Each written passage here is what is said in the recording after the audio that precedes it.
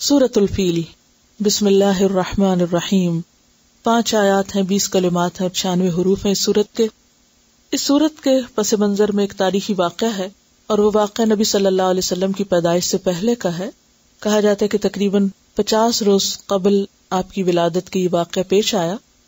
واقعہ کچھ یوں ہے کہ یمن کے علاقے میں ایک حبشی حکمران تھا جو حبشہ کی حکومت کی طرف سے بنیادی طور پر گورنر تھا، لیکن پھر بعد میں اس نے ایک طرح سے خود مختار حکومت قائم کر لی تھی، اور برائے نام اس کا تعلق حبشہ سے رہا۔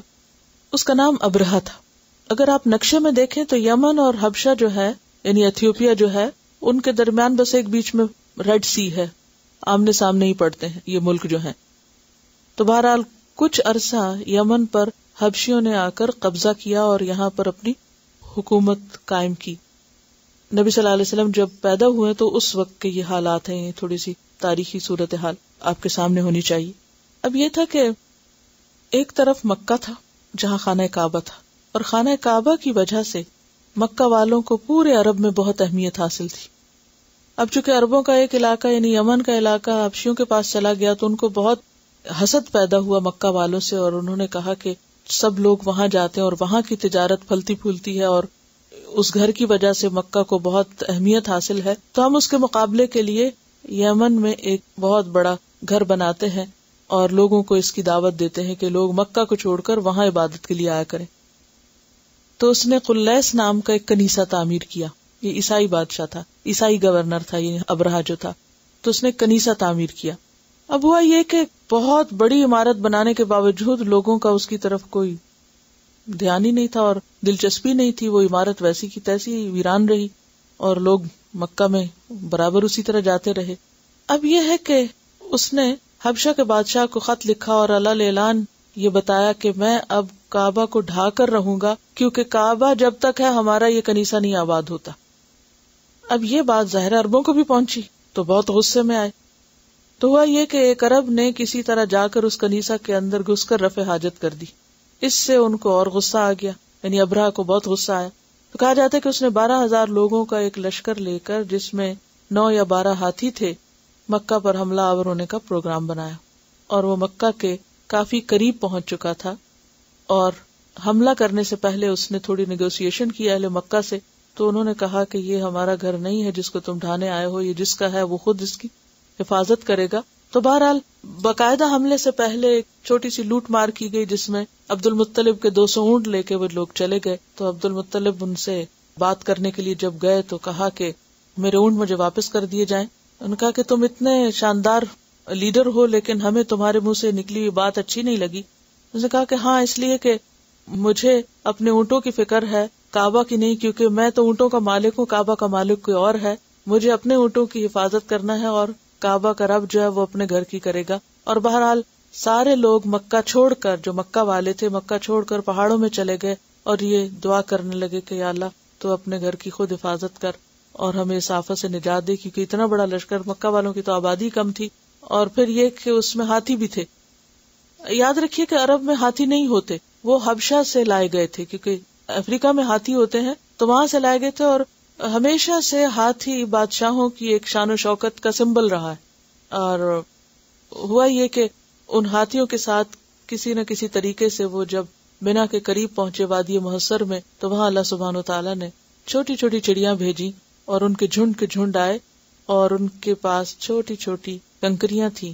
وہ کنکریاں انہوں نے اس لشکر پہ پھینکی اور وہ سارے کا سارا لشکر وہیں تباہ و برباد ہو گیا۔ کہا یہ جاتا ہے کہ وہ کنکری جس کو لگتی تھی اس شخص کے جسم پر ایسے پھوڑے نکلتے تھے کہ فوراً اس کا گوشت جھڑنے لگتا اور وہ گل سڑ کے وہیں ختم ہو جاتا۔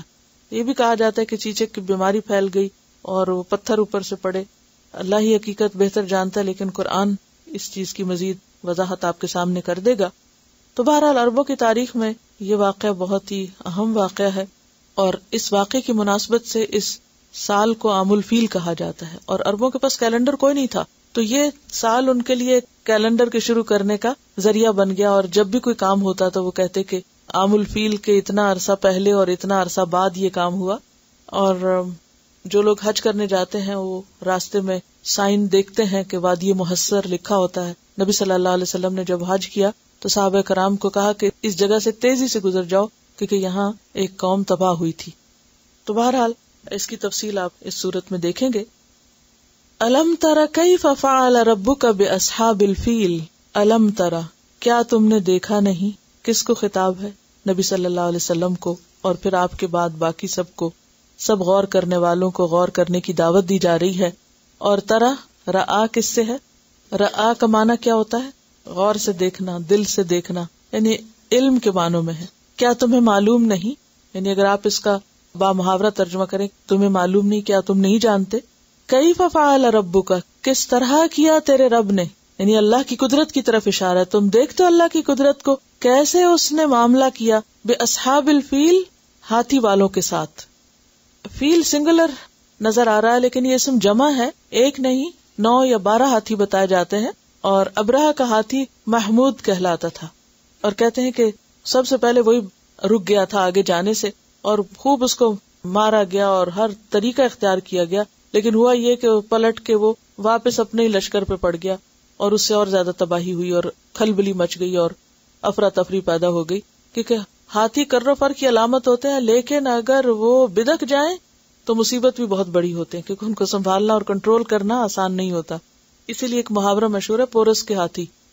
پورس ایک بادشاہ تھا جس کی فوج میں ہاتھی بھی تھے، اور ایک موقع پر وہ اسی کی فوج کو کچل گئے.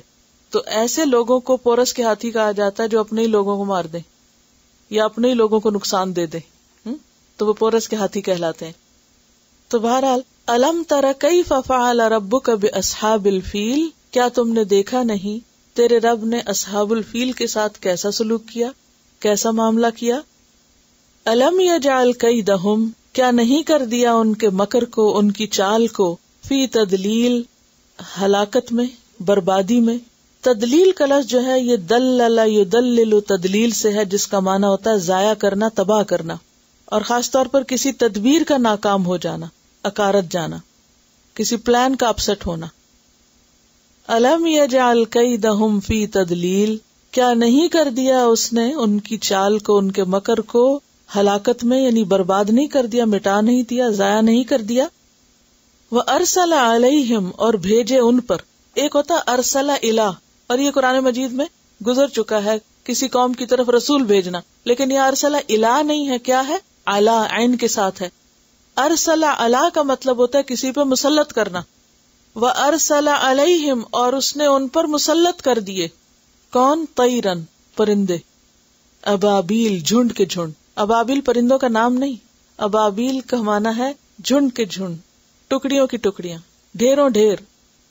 اور ابابیل جو ہے ویسے واحد ہے، لیکن اس کا معنی ہے جھنڈ یا ایک بڑی تعداد پر مشتمل ہو. جیسے قوم واحد ہوتا ہے لیکن اس میں بہت سارے لوگ ہوتے ہیں، یعنی ابابیل جمع نہیں ہے. بظاہر دیکھنے میں کیا لگتا ہے جیسے ابابیل جمع کا ہے، جمع کا صیغہ. یعنی تم نے دیکھا نہیں اللہ کی قدرت کو کہ کس طرح اللہ نے ہاتھیوں کو اور اتنی بڑی فوج کو چڑیوں سے پٹوا دیا.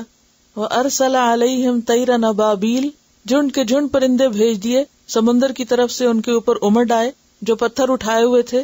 ترمیہم، مارتی تھی ان کو وہ چڑیاں، بحجارتن، پتھر، من سجیل، پکی ہوئی مٹی کے، جن کو کھنگر کہا جاتا ہے. بہت سخت ہوتے ہیں، توڑنے سے ٹوٹنے مشکل ہیں. سخت پتھر یا کھنگر ان کو کہتے ہیں اردو میں، کھا نون گاف رے، یعنی کھنگروں سے ان کو مارتی تھی. اور رما یرمی کا مطلب ہوتا ہے دور سے کسی چیز کو مارنا.